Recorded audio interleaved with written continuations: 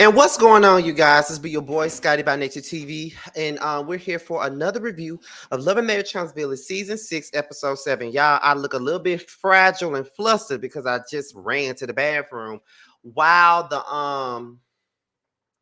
theme music was playing. And I got back too late. That's why I started playing the other theme music that I don't really play no more when I go live, because the people be saying that my intros are too long, so I try to shorten it up a little bit. But what's going on with y'all tonight?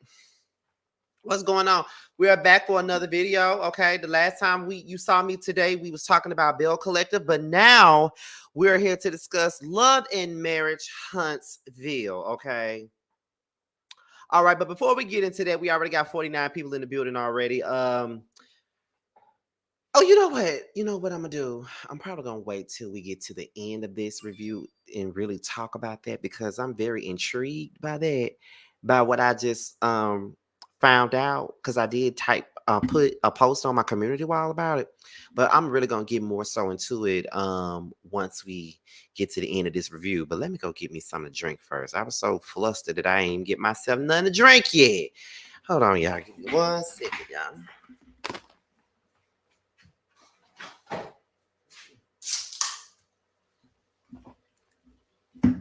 Because y'all know I'm going to talk my ass off and I'm going to need me a drink. Okay, something to drink. All right. All right, so we back. So with that being said, before we get into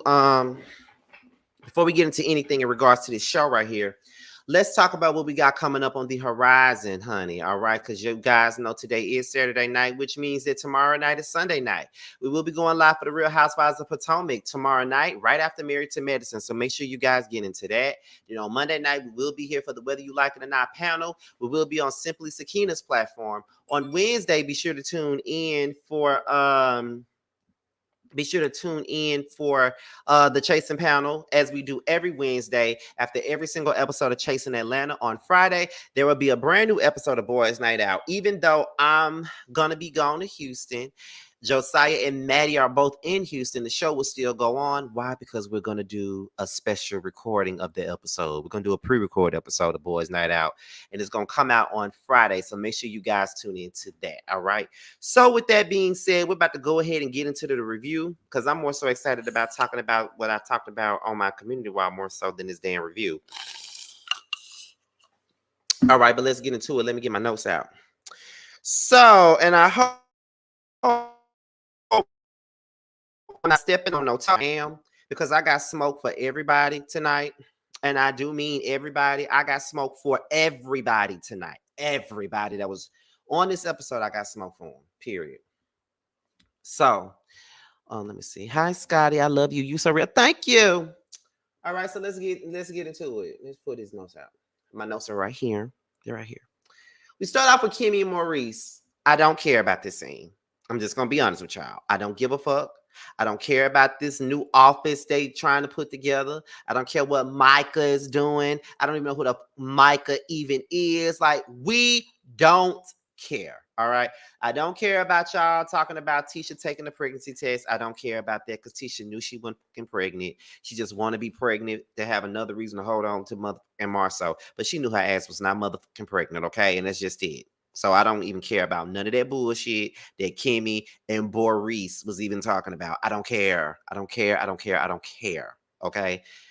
When I tell y'all they need to come on with this damn Houston trip they supposed to be doing, because apparently it's going down in Houston. That's what they said now. Apparently it's going down in Houston, and it needs to hurry up and go down in Houston because I'm asleep. Okay? I am asleep. Like, come on now. I can't do it. So we're going to move on to the next thing because, like I said, the whole episode was boring, but we got to get into something. Stormy and Tisha. You know, Tisha is getting her new real estate office in order. You know, they're building it, I guess, or remodeling or whatever she's doing. She said that she's glad that she's going to get a new real estate office. You know, she's not really getting much done at home, so she needs the space. Stormy asks Tisha about Kiki. Annoying. Because Stormy, stay the fuck up out of this. Is anybody asking you about your mama and your auntie and if they getting along? Because inquiring minds want to know about that. Because your mama was mean as fuck to her sister. She was when I saw that. I wasn't even reviewing the show then. But is anybody asking you any questions about your family dynamics? See, this stuff between Kiki and Tisha, everybody really needs to stay the fuck up out of it. They do. They need to stay the fuck up out of it. Because you're never supposed to speak on other people's family issues, to be honest. Because, like, period. Because while you giving your opinions on this situation, you never know. These motherfuckers might just, you know, get back together, be cool again. They might salvage their relationship, and then you're gonna be looking like boo-boo the fool because you had so many damn opinions about this situation and you don't even know what the fuck you talking about. So it's best that you stay out of it. And I don't understand why Stormy wants to be the damn peacemaker so much, but I understand why she wants to be the peacemaker though at the same time. Why? Because she needs the damn airtime. That's why. That's why. That's why she needs the storyline. She needs something to do because she ain't got nothing to do. All right. I don't know how many more times we're gonna talk about the failures of Canvas Beauty, like where her mama at, where her auntie at, where Junior at, where these people at. Like when I just feel like whenever somebody inserts themselves in situations that really ain't got jack shit to do with them, it's because they ain't got shit else to do. That's how I feel about it. And you can tell me I'm wrong or whatever you want to tell me. You know I don't give a damn. But that's just how I feel. I feel like it's some bullshit. You ain't got nothing else to do. So that's why you doing it. That's why you sitting up here trying to get involved, trying to have something to say, trying to push these folks into a situation that they both don't want to. Tisha don't want to have nothing to do with Kiki. Kiki don't want to have nothing to do with fucking Tisha. So let it go. These two cousins, these two Bessemer motherfuckers don't want to talk to each other. So let them not talk to each other and move the fuck on. It's okay. Some family members just don't talk. I don't talk to my damn grandmama. She stay right up the street, right around the block. I don't talk to her ass. We ain't got nothing to talk about.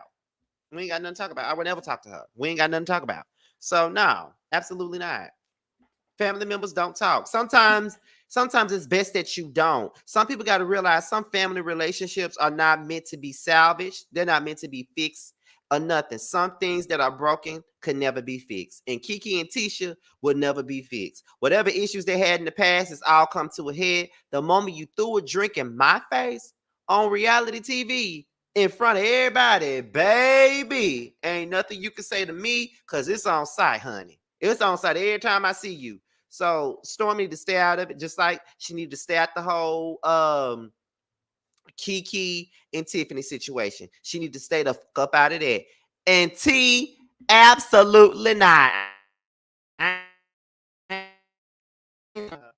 We ain't got nothing to talk about.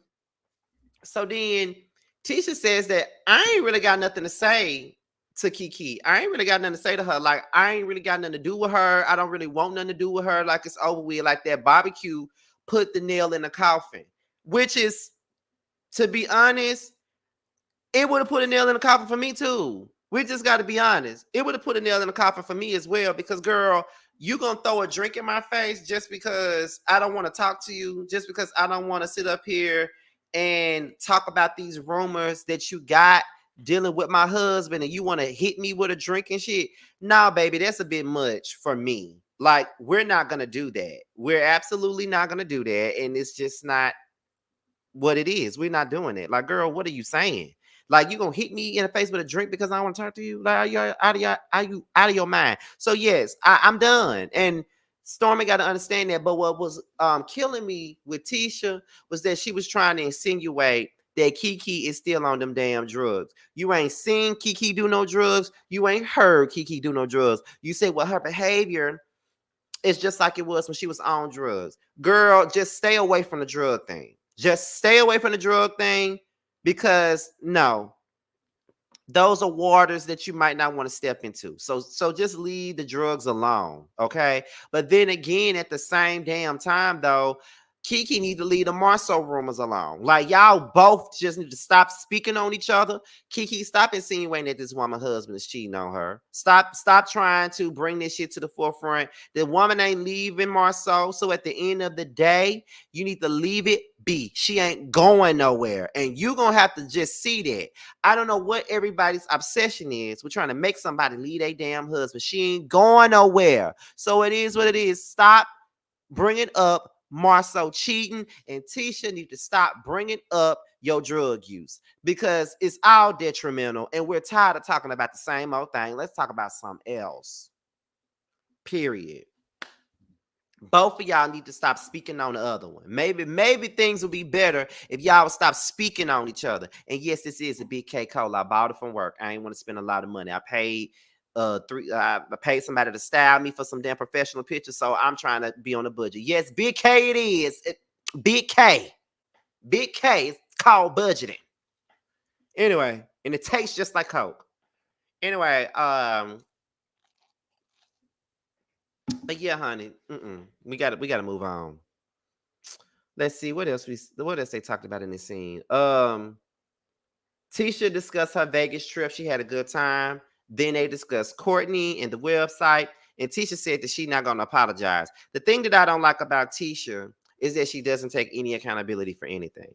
She doesn't think that she's wrong for anything. She doesn't think that she makes mistakes. Girl, you make mistakes. You should have apologized on behalf of your people that did the website at the end of the day. It was on your website. It did make you look bad. As much as you claim that it didn't, it absolutely did make you look bad. It looked like you were a thief, and it looked like you were copying off of somebody else's website for your business. It did make you look bad because on the outside looking in, most people thought you wrote that, but you said you had somebody else that did it. So yeah, on the outside looking in, if didn't nobody see the show, if don't nobody know what was going on in the background, then of course they're gonna think that it was you copying off of somebody, and that would be the end result. So it did make you look bad, and whether or not you had somebody else doing it, the person that did it made you look bad. So girl, like, keep it 100, keep it 100, keep it 100. Like, come on, girl. Let's not do the stupid ass shit now. Let's not. We got to be 100 about it. After Stormy kept saying it was a bad look for about a good 10, 15 minutes, she decided that she would apologize. That's what you could have did from the very beginning, but okay. Now, we get into Chris and Nell Fletcher. When I tell y'all, Nell got on my nerves because she just don't get it. She seriously don't get it. And she's one of those parents that just don't try to get it, in my opinion. And then, of course, some people want to come up in my mentions and tell me what I'm supposed to think. No, I don't care what the fuck you talking about. I said what the fuck I said. And we finna get into this shit. So Chris informs Nell that he spoke to Lil Chris. And, you know, he was basically saying how the conversation out, it made him feel, and, you know, how he is falling into a depression. Nell is simply saying that Lil Chris is an asshole. Then Chris was just saying that, you know, he's dealing with depression. He's not happy with himself. You know, it's a lot going on. He doesn't feel like he has a safe space to talk. And Nell said, "Oh, Lil Chris is just upset and unhappy about where he is in his life." See, here's the thing. It goes beyond tough love for me in this situation. It goes beyond tough love. It just came across like she didn't care about her son spiraling down this dark road of depression. Like, yes, he f***ed up. Yes, he did some shit that he should have never done. We get that. But think about, there's a method to people's madness, and it's not excusing anything that they did, but it's a deeper situation. Don't nobody want to constantly keep hearing that we f***ed up. Don't nobody want to constantly keep being reminded of their fuck-ups. Don't nobody want to keep, the more you keep riddling that shit in, reminding them of how much of a person that they are, it's not gonna help. And then you sit up here and then you cry about the fact that they don't talk to you about their problems, and they rather go to Chris. This is why they don't talk to you, because you're not sympathetic. Like, you act like you don't care, and you just curse them out. You say that they're just being assholes. They doing this, they do it. Like, you don't have no concern in the world for these motherfuckers and they damn feelings. You know what I mean? Like, she was really irking my spirit the whole time I was sitting there listening to it. And if little Chris fall into a damn depression so hard to the fact that he decides to take himself off this damn earth, she gonna be the main motherfucker crying because she didn't take out the time to really realize that something was seriously wrong with him and that he was spiraling down a dark road. That's all I'm saying. Sometimes tough love is not needed in certain situations. And that tough love that she was giving, I wasn't motherfucking feeling it. You are part of the damn problem, Nell. You're a part of the problem. You calling him an asshole, but the way that you're reacting to what Chris is telling you make you look like a complete asshole. Don't you think?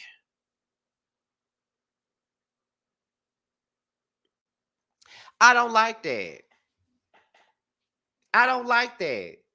You a problem, your wig's a problem, the way you talk to your kids is a problem. It's all a damn problem. Like, I hate it when parents want to throw everything that you ever did in your face, and they think that they're helping you by throwing everything you did in your face. That doesn't help.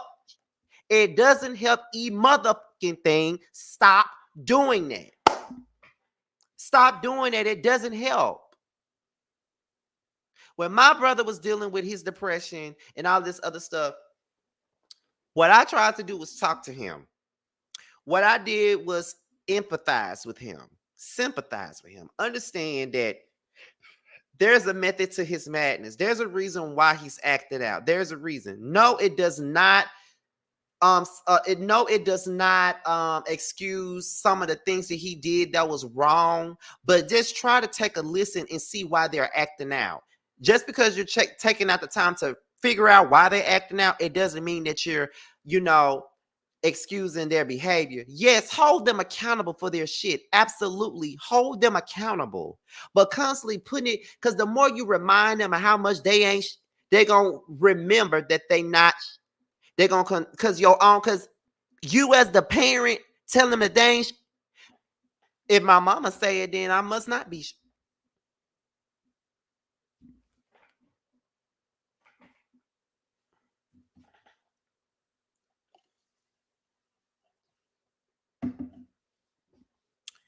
Seriously. It's like when I tell y'all she frustrated me that whole conversation. Cause Chris was very empathetic and very sympathetic to Lil Chris, as he should have been. It made sense to be. I don't understand why she couldn't understand why. You, you know what I mean? Like, why acting like that? Why he don't understand why she just could not understand and really see things the way that they are. You can look at Lil Chris and tell he depressed. You can tell he's in a whole nother world. He's in a dark place. You can tell.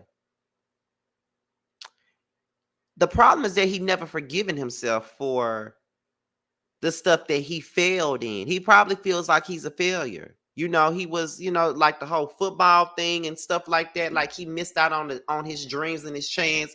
That could be something that was weighing down on him and caused him to spiral out of control.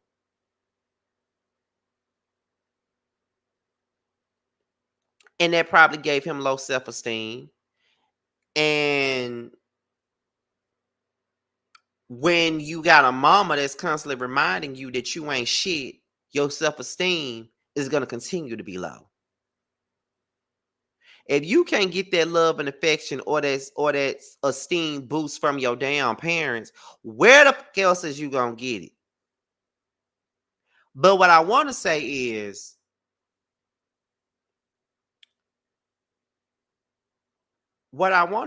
this. I wish that Chris had that, and I said it last week.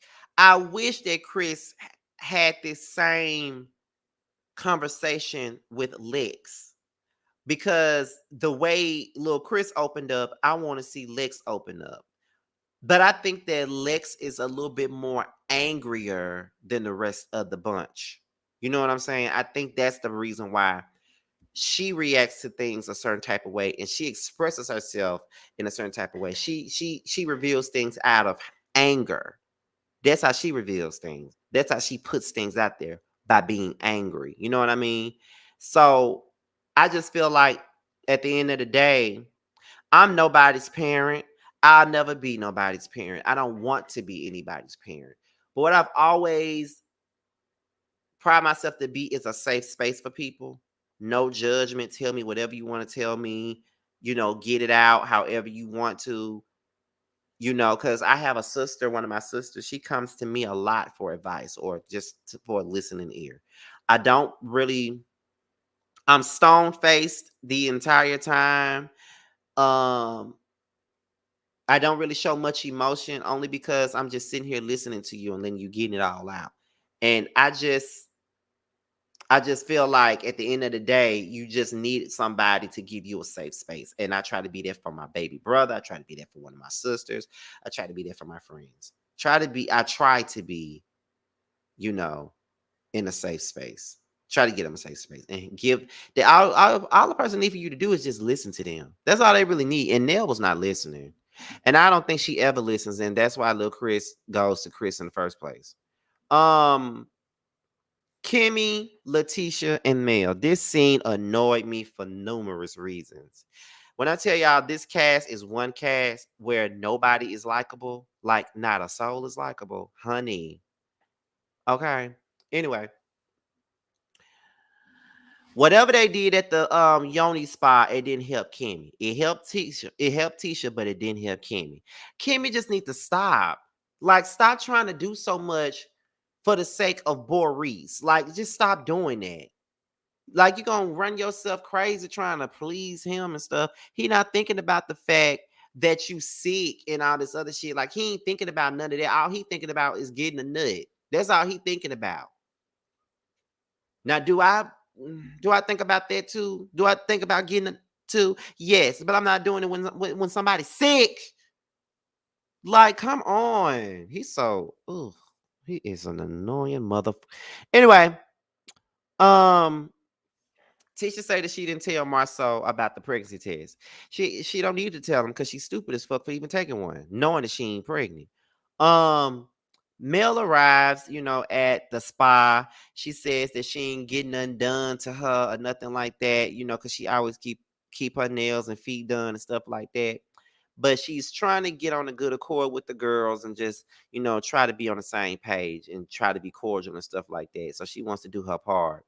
So Kimmy wants to know why she wasn't invited to the ceremony. Because you're not her friend. That's why you weren't invited. Because you're not her friend. And she doesn't consider you to be a friend. Even though she took out the time to throw you a damn cancer party. But she didn't invite you to her name. She don't consider you no damn friend. Why are you surprised that she didn't invite you? She don't like y'all. I don't know why y'all be feeling some type of way when y'all don't get invited to shit or when y'all are not in the know about certain shit. The broad don't like y'all. She see y'all as co-workers and not her friends. She make that shit very, very clear with her actions. Like, why are you surprised? Like, why? Like, Kimmy, why? Why are you so surprised? Why are you so surprised? She don't like y'all. And y'all barely like her. Don't none of y'all really care for each other like that. So, and that's why this show is so horrible right now. Cause don't nobody like each other. They sitting up here faking the funk, pretending like they real cool with one another, and they not. And on top of that, Kimmy's whole take on this whole name changing thing was stupid. And she only tried to throw shade and got nimped by Mel. The only reason why she trying to throw shade is because she was mad and she felt slighted because she wasn't invited. It wasn't even no need for you to give your opinion about name changes in the first place. If she want to change the name back to her maiden name, that's her motherfucking business. What the fucking point? Why, like, girl, just say I'm pissed off that I wasn't invited, so now I'm finna throw shade at you. Because that's exactly what you did. You tried to be passive aggressive and dismissive and all that other stuff, and then and give this stupid ass speech about name changes and all this other dumbass shit, and only because you mad that you wasn't invited. Because that's really what it boils down to. Now, Mel, let me get on your ass. And I know the millimeters ain't gonna like what I gotta say, but I don't care. At the end of the day, I'm gonna need for Mel to stop beating around the fucking bush. When these motherfuckers ask you why I wasn't invited, why you didn't call me, why you didn't ask me, why you didn't do this, girl, just flat out say, I don't like y'all.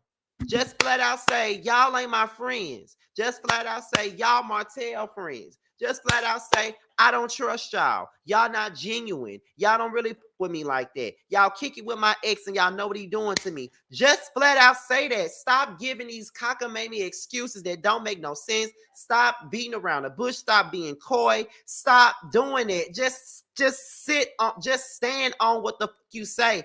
You say how you really feel about these people and you say what you really think in your confessions, but you don't say it to their face. I want you to just be real about it. Stop being like, no, stop being on fuckboy shit. Just say, I don't like y'all. I don't want y'all there. Y'all not my real friends. Y'all are co-workers. Chris and Nell were there because they were my friend.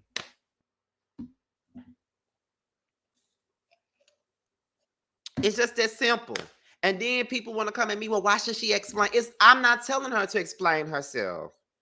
I'm not, because you don't owe nobody no explanation. But at the same time, girl, if you don't want them there, you just don't want them there. And that's okay.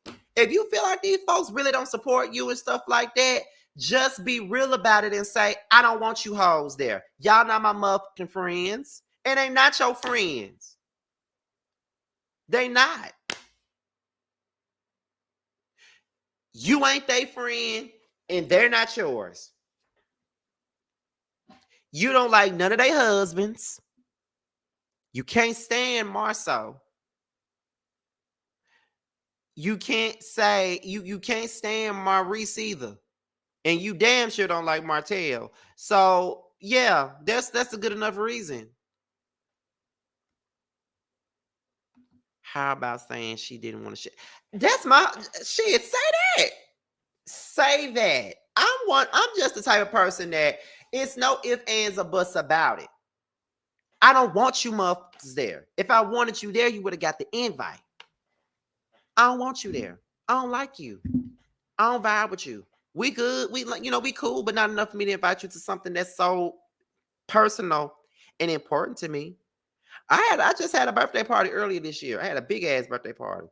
And I didn't invite certain people that I was hanging around. Well, I stopped hanging around their asses anyway, but I ain't invite them. You want to know why? Because I ain't want them there. You messy, you're not genuine to me, you're not sincere. I don't want you in my space. We're starting off a new year. I don't want you around me. And that's it. I just feel like she be playing these folk face and just acting like everything all good. No, just on this show with these folks because you the executive producer, you getting the check, and that's it. And you gotta be cordial to make this show work. But that's why the show not working, because y'all legit don't like each other. And that's it. I think that I would like Mel a little bit more if she really just was honest. Like keep the energy that she needs to keep. That's my opinion. But of course, somebody's gonna find something wrong with what I said. But that's the thing. Everybody up there is annoying. And then Tisha was saying, well, my anger, when Mel confronted her about the whole town hall thing and stuff like that, she Tisha talking about, well, my anger wasn't towards you, Mel, but girl, every time Mel said something, you had a problem with it. You wanted Mel to shut the fuck up because you don't like her. Like, girl, I can't. That's how I feel about that. Then this Stormy and Courtney and Letitia and Marceau shit. Y'all, when I tell y'all I don't give not two fucks about that, because I'm gonna tell you just like this. Stormy is disrespectful and Tisha is weak as hell for allowing this shit. Like, I get it. Marceau is a bitch. He's a bitch ass nigga. Yeah, we get that. But for you to keep calling this man a bitch, for you to keep doing this, for you to keep calling him a bitch, after y'all already squashed it and y'all keep on having the same conversation, we don't give a fuck at this point, Stormy. Stop being disrespectful. You wouldn't, because if the shoe was on the other foot, you would not want to hear Tisha constantly call Courtney a damn bitch. Seriously though. Honestly though.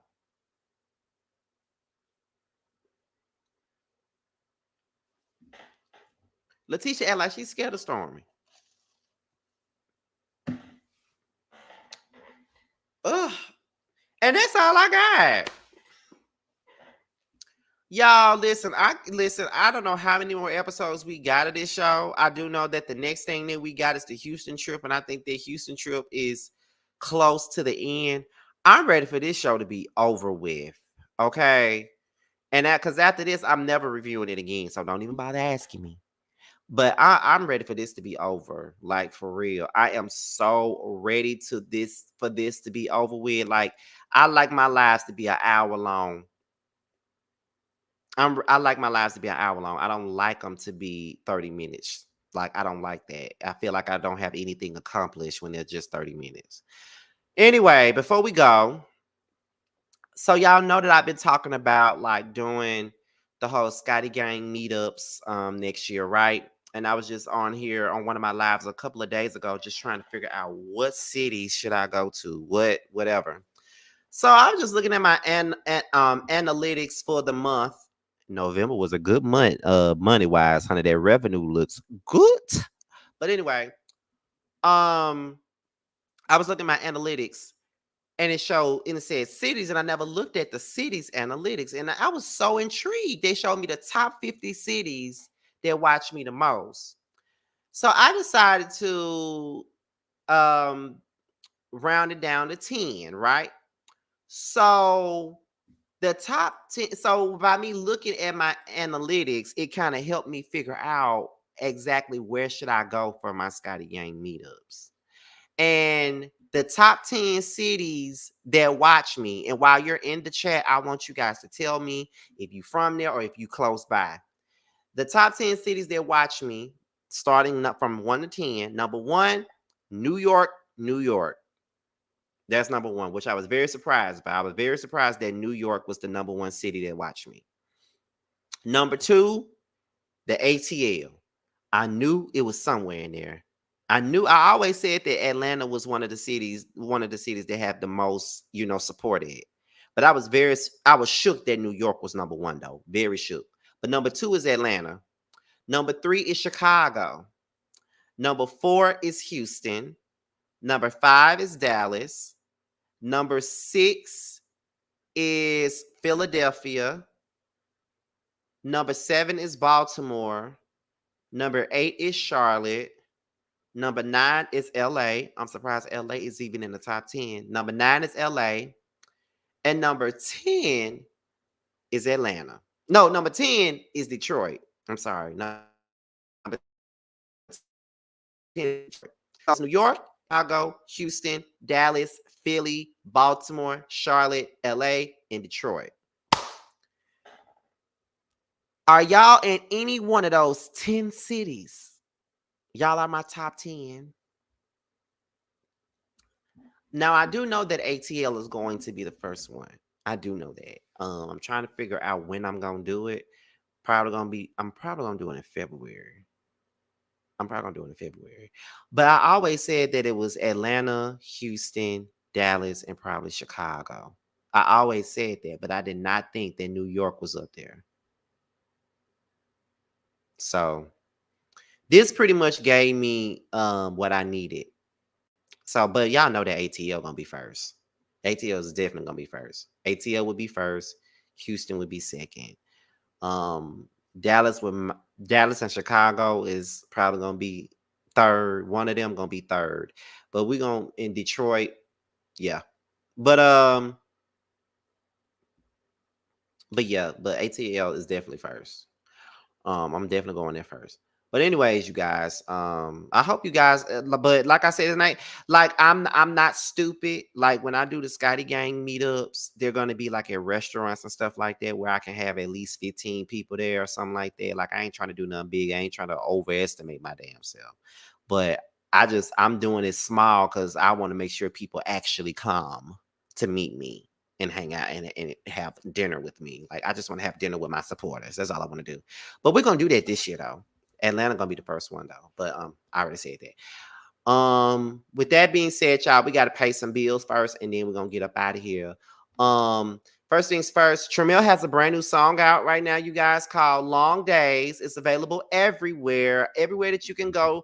Apple Music, Spotify, I think it's on YouTube as well. Make sure you guys purchase and stream Tramiel's brand new song. It's out now. Bando has a record out called Bando's Dream. It is now available on Spotify, Apple Music, and YouTube. And also, Bando has another record out called DUI. It's available now everywhere. And if you have not watched his music video for his other song, Make It Nasty, it's on my community wall, and I'm trying to push that video to 1K. So make sure you guys watch it and support him. With that being said, y'all, this be your boy Scotty. Be sure to like, rate, comment, subscribe, share this video, and also click on the notification bell so you can be notified whenever a video drops. And if you want to follow me on any form of social media, my Twitter, my Instagram, and my TikTok will be down below. With that being said, y'all, your boy is up out of here, and I will see you guys on the next one. Ciao.